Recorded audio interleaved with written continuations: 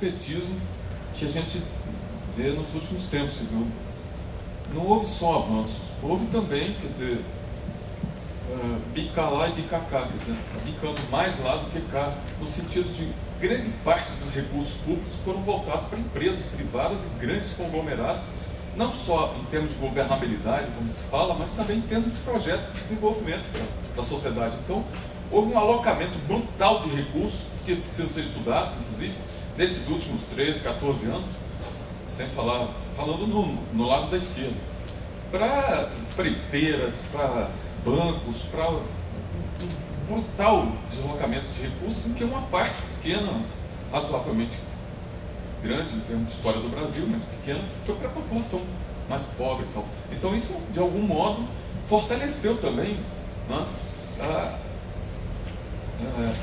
como é que se diz, aquele grupo aquela escola para todos, como é que chama? Esses grupos privados de educação, todos pela educação e coisas desse tipo monstruosas, ficaram fortonas, gordonas, também com o apoio que foi dado. As empresas tinham recursos para jogar. Então, quer dizer, não só passando pelo lado econômico, pelo lado ideológico também. Quer dizer, em que medida o PT, aí concordo com o Márcio, em que medida o PT e esses governos enfatizaram a educação pública. Eu participei do projeto CIEP, não sou um saudosista dessa coisa, mas jogar dinheiro público forte, pesado na educação, onde que se viu isso? Eu não vi, eu estou procurando até hoje. Quer dizer, quando se fala, esse Lindenberg foi prefeito de Nova Iguaçu. Como prefeito de Nova Iguaçu 2 vezes, me ofereci, trabalhando na Unig na época, para fazer trabalho conjunto lá, para tentar fortalecer a educação integral na rede pública de Nova Iguaçu. Repelido, deixado de lado, em nenhum momento se investiu pesado nisso. Aí quando ele se candidatou ao governo estadual, aí veio falar que é a favor da educação integral, da escola pública. Olha, isso é uma molecagem. Então o cara é do PT, ele é do PT, ele é senador do PT, ele é do PT, petista, gente. Coisas desse tipo, mau-caratismos e falta de visão em termos de educação, está presente nas coisas. Vamos falar, eu não sou candidato a nada, então eu posso falar, tenho 64 anos, estou fazendo hoje, então não tem que dourar a pílula para fulaninho, beltraninho. Não, tem que falar as coisas. A gente está vivendo em parte, resultados. É claro que as coisas não acontecem só por um lado, tem vários lados, tem vários aspectos, mas em parte também pela ação equivocada, no mínimo, que a gente poderia dizer, da parte dos nossos governantes nos últimos tempos, que investiram em coisas erradas, do meu ponto de vista, pelo menos. Desculpe, mas tem que falar português, claro. Eu concordo com várias coisas que foram faladas, mas algumas coisas têm que ser faladas também. Mais alguém quer fazer uma pergunta? Pode vir aqui.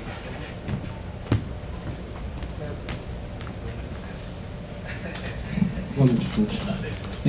Eu queria fazer uma pergunta, primeiro a fala do professor Leonardo. Se na América Latina a gente sofre do castigo de Sísifo, né? E isso parece ser uma coisa recorrente, Honduras, depois Paraguai, e agora muito parecido, né? Primeira pergunta. E a segunda para o professor Máximo. Eu sou professor do ensino médio e a gente está efetivamente em sala, passando por tudo isso que está sendo colocado. Muitas escolas, principalmente escolas de ponta hoje, elas impedem os professores de falar, isso efetivamente em reuniões foram passados, isso. Os professores são impedidos de falar de política em sala de aula. Então a minha pergunta é, como resolver esse impasse diante da condição do professor, que fica como um marisco entre o mar e a montanha? Obrigado.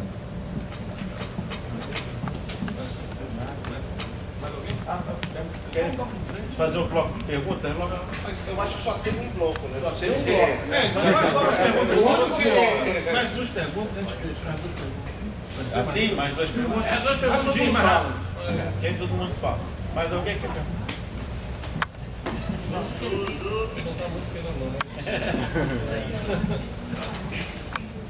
Eu queria fazer uns contrapontos que eu anotei aqui. Marcou muito a questão quando você falou, não lembro quem falou, não anotei os nomes, desculpa, eu anoto os pontos. Sobre as associações docentes que são apartidárias. Na verdade, eu acho que tem que ser, porque a luta popular, enquanto partidária, ela só tem a perder. ela tem a ganhar com uma possível organização, contudo, caso esse partido não seja partido de oposição, ela só tem a perder, porque ela está compromissada com projetos de poder. Então, a gente pode ver a UNE, por exemplo, né? Ou a CUT, ou o MST. Né? E aí a gente pode ver também um exemplo muito claro que teve em São Paulo, no mês passado, eu acho, no final do mês passado, de agressão a estudantes secundaristas que foram fazer uma fala, né? E obviamente eles criticaram o governo federal, se eu não me engano, foram agredidos pela segurança do sindicato, que tem ligação com o CUT. E aqui no Rio de Janeiro, a gente tem um exemplo da greve histórica, né, poderia se dizer, de 2013 e 2014, dos professores, que certamente não teria se dado, né, num estado de apoio ao governo federal como o Rio de Janeiro. Para além disso, né, a ampliação do acesso que se deu na universidade, nós não tivemos um processo de ampliação da permanência, né, concomitante a isso. Então, assim, o acesso, e o acesso como, inclusive, fator de geração de apoio político, né, porque afinal a permanência não é como investimento na saúde, né, não transparece. A questão do consumo, né, da apatia em relação ao golpe por parte das classes médias e baixas, apesar das políticas de valorização do salário mínimo e dos projetos de enfim, apoio à renda. Se conquistou consumo, mas não direitos, né? A população de baixa renda, a favela, que não foi para a rua, é a favela que está sob ocupação militar. Inclusive pelas forças nacionais, né? A comando do governo federal, do executivo federal. Outra coisa, o modelo americano, né, privatizado já, né, que se baseia, né, a gente não pode esquecer, no endividamento estudantil, né, das famílias. Inclusive, é claro que existem famílias que vão doar para as universidades, essas são as famílias ricas, né, que a gente tem nos Estados Unidos. E agora, voltando para o começo, que eu estava lendo de baixo para cima, de 2013, como um raio no céu azul. Eu diria que 2013 estava mais para como uma vela acesa no escuro. Porque o que estava se dando, né, era um processo total de despolitização da população, que se deu quando o governo do PT assumiu. Né? Todas as entidades emparelhadas, uma prática, enfim, né, que a gente só teve a perder no movimento estudantil. Aqui a gente tem pessoas que foram, né, para um movimento estudantil formal, e a gente vê que o golpe, né, ele é muito frequente no espaço estudantil. Né? A gente fala de golpe agora, mas os golpes que as entidades emparelhadas com o governo promovem na luta que se tenta fazer são cotidianos. A questão da identidade da esquerda, do isolamento dela, quer dizer que ela se isolou, né? Porque todas as oportunidades que o governo teve, ele não tomou. 2013 foi, mais do que tudo, um momento de oportunidade para o governo assumir as lutas que ele não teve a coragem de assumir, né? Como, por exemplo, a democratização da mídia. Ele intensificou a concentração da mídia, quando teve a questão das rádios, né? Que os sinais iam afetar os aviões e eles iam começar a cair com a quantidade de rádios. Quanto ao desmonte das universidades federais, eu não diria que eles irão desmontar as universidades federais.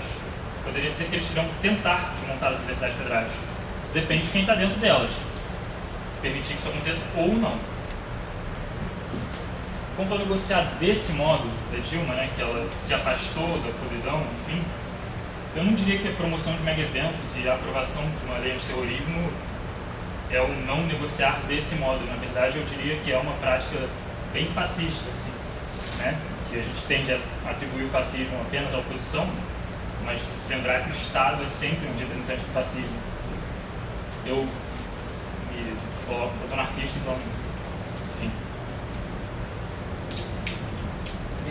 E da manipulação hoje, né, e da formação da população pelo monopólio midiático e das pessoas terem ido à rua por causa, né, do retrato que se faz do governo. Eu diria que, na verdade, é o oposto. A gente teve uma ampla divulgação, né, pelas redes sociais, não pela mídia, dos protestos, né, eles se deram as organizações horizontalmente, exatamente em função das redes sociais e não da mídia.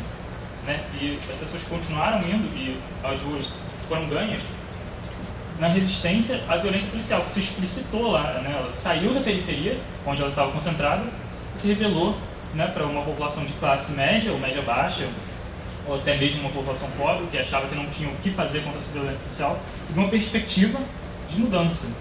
É só isso.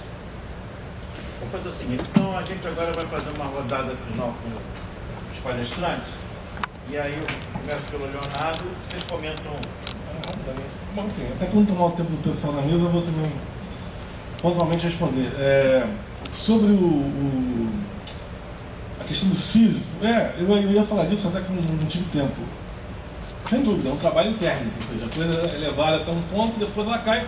E me parece que o que acontece de pior é isso, você não consegue criar uma narrativa própria, né, no Brasil, na América Latina, que que é efetivamente pré-política até, talvez. Né? Ou seja, a questão de ter melhor escola, a questão de garantir a superação desse abismo social, isso é inaceitável em qualquer ideologia, qualquer país, seja de direita ou de esquerda. Entendeu? A questão é anterior até essa divisão efetivamente política. Eu acho que é isso que é o mais chocante, talvez, em tudo isso. Né? Há elementos, digamos, que seriam basilares para a construção da sociedade, qualquer que fosse a inclinação ideológica que ela politicamente poderia assumir posteriormente. Né? Então, o que é mais grave é que nós sequer conseguimos avançar, e aí eu vou ter que usar esses termos, talvez clichês, o jargão, civilizatoriamente ou culturalmente, para dar conta disso. Nós não vencemos, não é simplesmente nesse momento a dicotomia esquerda-direita. Nós não vencemos a pergunta: é aceitável continuarmos com esse abismo social com que nós convivemos? É aceitável termos escolas, as mazelas, enfim, sociais com que nós ainda aprofundaremos nos próximos anos? É esse, me parece, a questão mais grave. Ou seja, qual é a narrativa de país? Ou seja, que país queremos, falando mais explicitamente, e isso vai, talvez, para a América Latina inteira. Teria mais tempo para abordar isso, mas acho que está claro, não, eu quero dizer, acho que a questão, antes de ser política, ainda é pré-política. É talvez civilizatória, é cultural, porque é um pouco que foi dito aqui, ou seja, a oposição cultura e barbárie. Estamos optando, aparentemente, de novo, pela barbárie. A outra, você mencionou o dado efetivo do histórico dos golpes. Isso também é sintomático e é, até certo ponto, sinistro. Na leva anterior de golpes políticos, né, que assolou a América Latina, a sequência, a escadinha foi a mesma. O primeiro golpe foi do Paraguai, 58. Depois, Brasil, 74. E depois toda a América Latina acabou sob ditaduras. Então, de novo, aparentemente, estamos indo, e aí voltamos àquela questão, o eterno retorno triste, né, mesquinho, dessa miséria da qual aparentemente não conseguimos nos livrar. E por último, tentando responder rapidamente aqui ao Jorge e ao rapaz, desculpa, eu perdi o teu nome. Eu acho o seguinte, olha, a questão, é óbvio, você pode estender aí a crítica a todo governo de esquerda, até quem diga que é impossível, efetivamente, um governo de esquerda, ser uma contradição interna. A esquerda não foi feita para governar, ela é uma potência crítica, uma potência de pensamento, de investigação. Não há, talvez, materialmente, a condição de realizar um governo efetivamente de esquerda. Essa é uma questão até anterior a toda essa. Né? Agora, é óbvio, até por isso, por outras razões, você pode estender a crítica ao PT indefinidamente. A gente poderia aqui passar, sabe, horas, dias, explicitando todas as mazelas do governo. Mas aí eu acho que isso faz reforçar traz para nós uma questão fundamental. Se é assim, se o governo do PT foi tão ruim, por que o golpe? Por que o golpe? Ou seja, se ele já cumpria todo o ideário de direito, se ele já fazia tudo que a direita queria fazer, por que não deixar ele?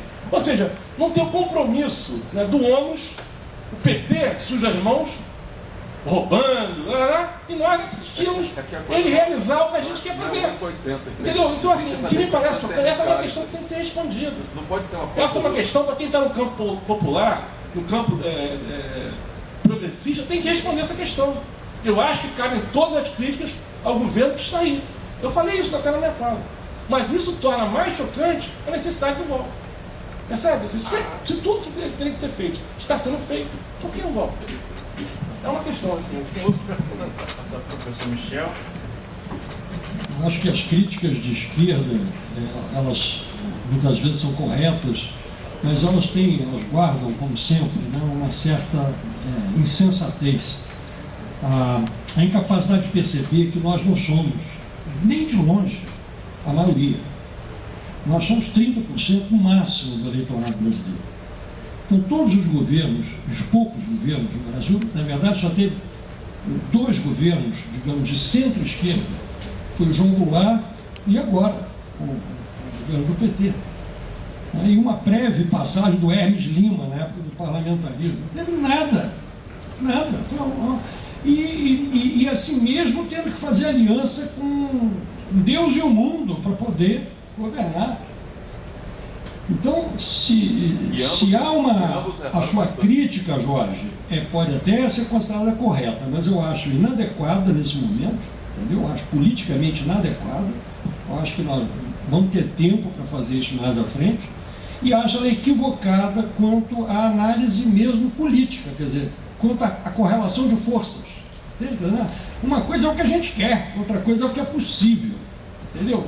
Senão você, como foi dito aqui, eu acho que o PT está sendo derrubado pelos seus acertos, não pelos seus erros. Né? Agora imagina se ele tivesse errado menos. Está acertado mais.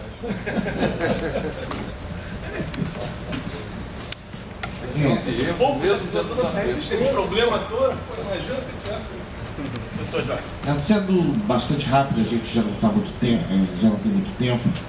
E hoje o que se aponta é o corte de 31 bilhões de reais do orçamento que sairão basicamente das áreas sociais.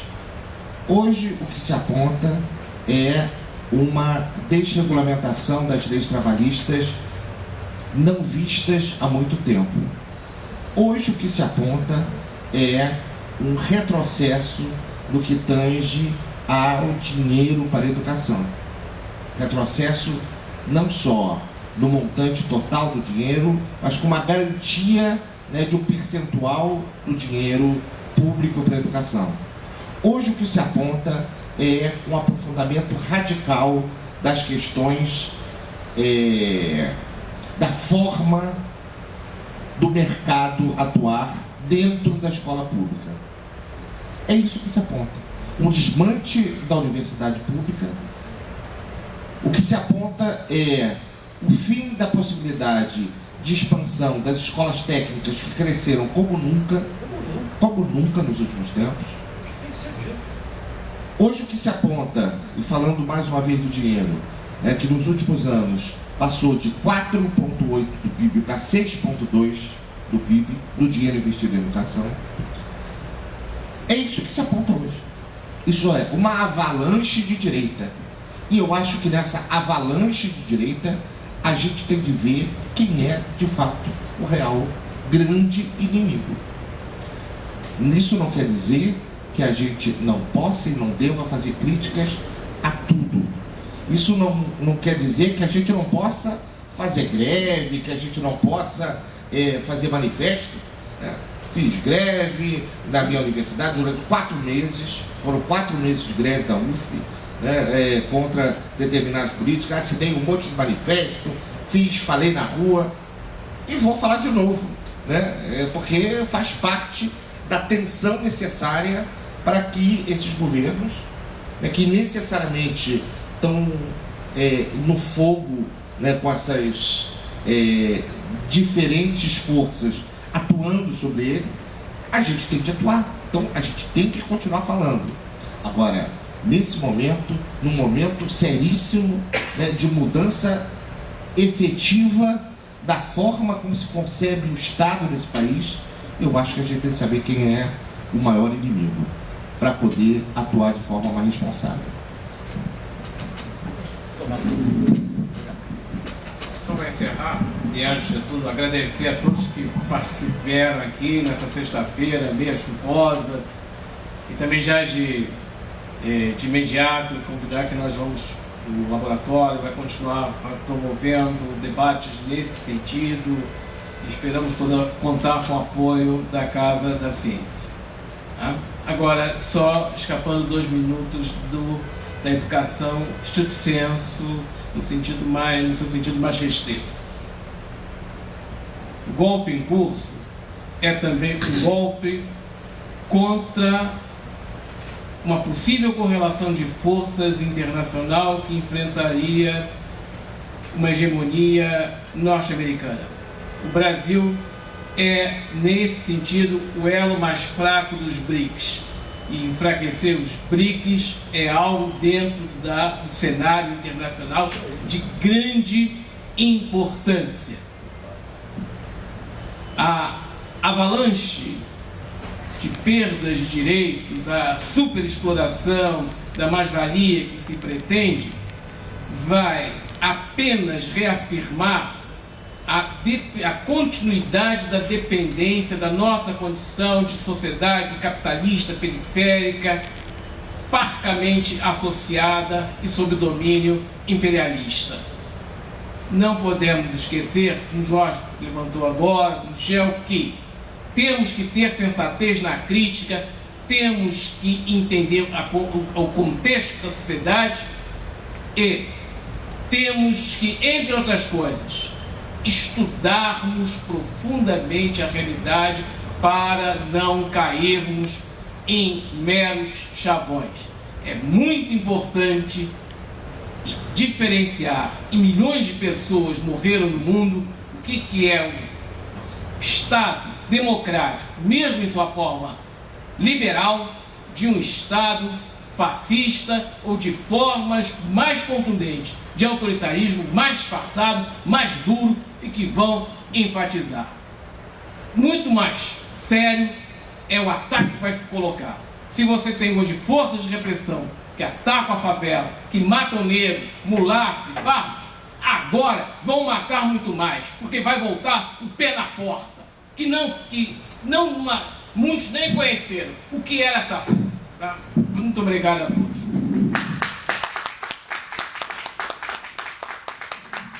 Para encerrar, a gente agradece a todos a participação. E convida para a próxima. Vai,